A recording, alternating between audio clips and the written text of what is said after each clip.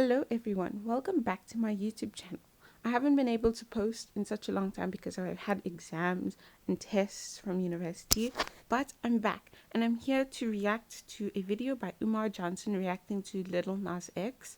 And I just feel like we all knew that something odd is going on, something has been going on in the spiritual realm and in reality and in the social media realm.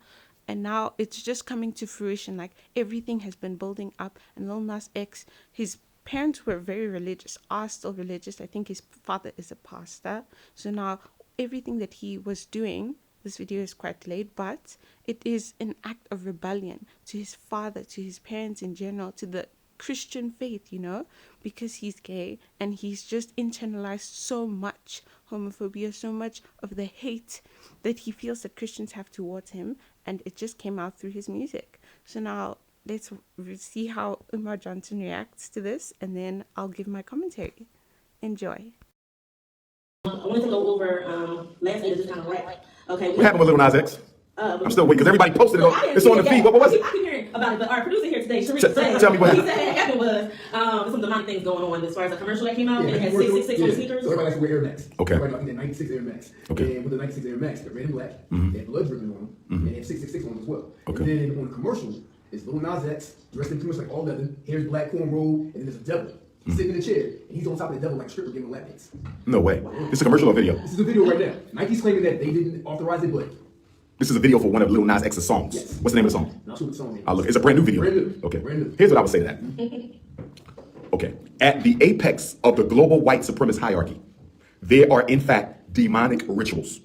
At the very top of the white elite, they do pay homage to Satan and the spirit of evil. They get their energy from Satan and the spirit of evil. That's one of the reasons why you have such a large child sex trafficking ring. Because amongst this fraternity of vampires, they believe that sex with children provides them with a protection and with a strength that allows them to continue to do what they do. They also assassinate a large number of these children, and they drink some of the fluid that comes out of the brain, because in their demonic philosophy, there's certain fluid from the brain of a child that provides them with the vitality. Yes, that's why that's why you saw the European who they said committed suicide, who had the island, the sex trafficking island. He was friends with Bush and Clinton, and I forget his name. He didn't commit suicide. They killed him because he could expose the whole situation.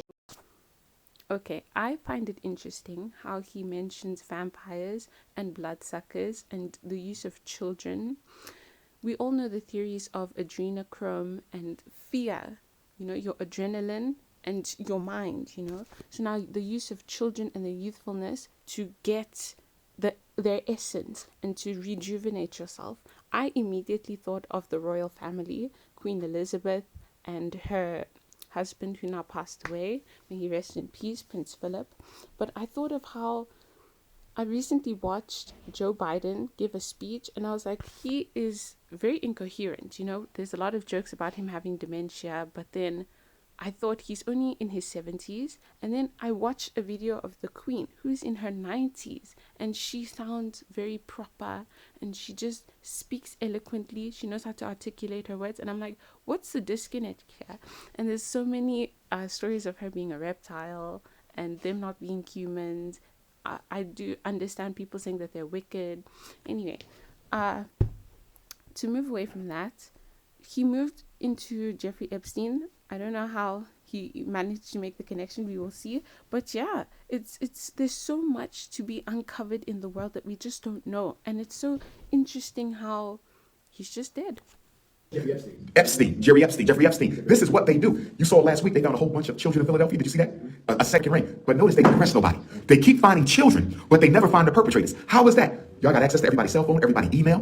Y'all got GPS. You can spot a fly on a wall in Afghanistan, but you can't find who let them kids out their car. You know why? Because it's being done at the very highest levels of American society. The judges are involved, the politicians are involved, the preachers are involved, and the child custody and child welfare organizations are involved. That's one of the biggest reasons they love taking black kids out of the home, because they put them in these group homes, and from the group homes, they get initiated, stolen, drafted, and used for the sex activities of the upper white global white power structure. This is bigger than we could ever imagine. It is demonic, it is Satanist, it is sexual abuse, and when you get into entertainment, whether you're an athlete, a singer, or whatever, it is almost impossible for you to break the $500 million glass ceiling if you don't participate in some ritual or another. They don't let you into that fraternity unless they have something that can compromise you if you ever violated the oath. And death isn't good enough, I think that he is speaking a lot of truth. As a matter of fact, There is a Bible verse, I'm going to read it right now, about the fact that your enemies can kill you, but they can't choose whether to send you to heaven or hell. It is God up in heaven who gets to decide where you end up after death, right? So now it's Luke 12. I'm going to read Luke 12, and it's about warnings and encouragements. And it starts, "Meanwhile, when a crowd of many thousands had gathered, so that they were trampling on one another, Jesus began to speak first to his disciples, saying, 'Be on your guard against the yeast of the Pharisees, which is hypocrisy. There is nothing concealed that will not be disclosed, or hidden that will not be made known. What you have said in the dark will be heard in the daylight, and what you have whispered in the ear in the inner rooms will be proclaimed from the roofs. I tell you, my friends, do not be afraid of those who kill the body, and after that can do no more. But I will show you whom you should fear. Fear him who, after your body has been killed, has authority to throw you into hell. Yes, I tell you, fear him. Are not 5 sparrows sold for 2 pennies? Yet not one of them is forgotten by God.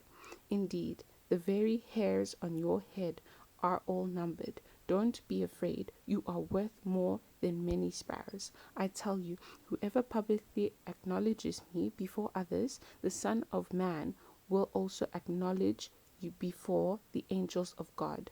But whoever disowns me before others will be disowned before the angels of God.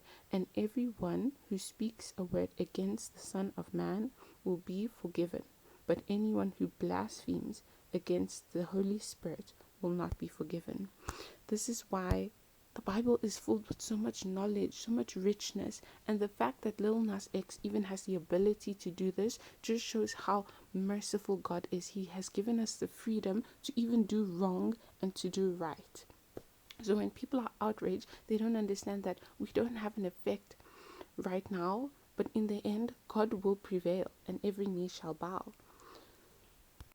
You wouldn't hear anyone make any kind of comments against Jewish people. You can't make jokes about the Holocaust, and you can't joke about Islam, Muslims. You can't do that. But with us, you have the freedom as a Christian, even as someone who is not religious, to make comments about God, about Christianity, and he has given you that freedom. But at the end of the day, there are consequences to your actions.